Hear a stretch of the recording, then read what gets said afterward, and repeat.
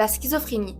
Cette maladie peut avoir l'air de rien tant qu'on ne l'a pas développée. Mais qu'est-ce que la schizophrénie exactement? Dans ce reportage, nous vous expliquerons l'origine de ce trouble cérébral, qui a des risques de le développer.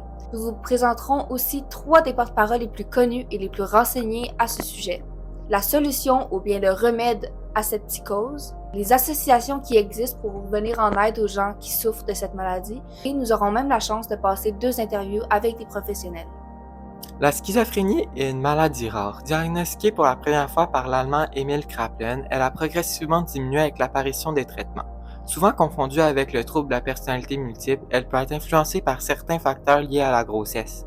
De plus, la consommation de cannabis chez les adolescents augmente la vulnérabilité à cette maladie. Voici une entrevue avec Emil Kraepelin. Is it true that your work has had a major impact on psychiatry? Of course, schizophrenia is a rare sickness that I myself diagnosed for the first time in 1898. It is an approximation in the discernment of the contour of identity with difficult to define. What are symptoms that schizophrenia actually causes? The most common symptoms that schizophrenia can actually cause are delusion, hallucination, speech, disorganized behaviors, and impaired cognitive abilities. La schizophrénie touche surtout les jeunes adultes entre 17 et 25 ans, avec une plus forte présence chez les hommes.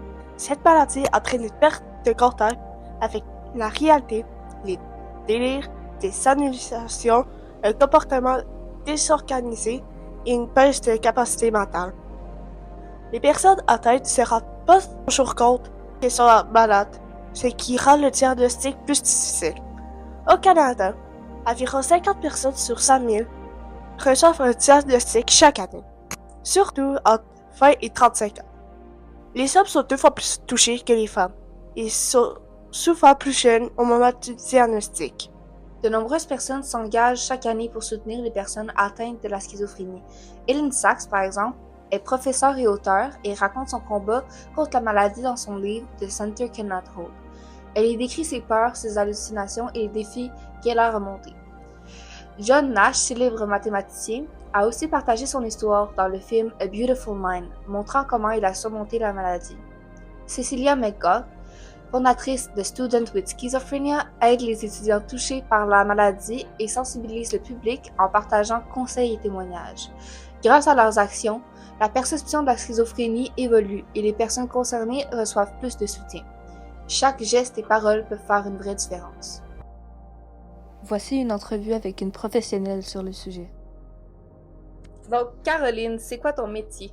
Dans le fond, parce que oui, je suis kinésiologue et éducatrice spécialisée, mais je travaille dans un complexe médico-sportif. Fait que moi, ce que je fais, dans le fond, dans ma journée, c'est que j'entraîne des gens qui ont des problématiques de santé mentale, comme la schizophrénie, bipolarité, dépression. Donc, je donne 6 cours en groupe par semaine pour des gens atteints de problèmes de santé mentale. Et aussi, j'entraîne environ une vingtaine de personnes qui ont des problématiques.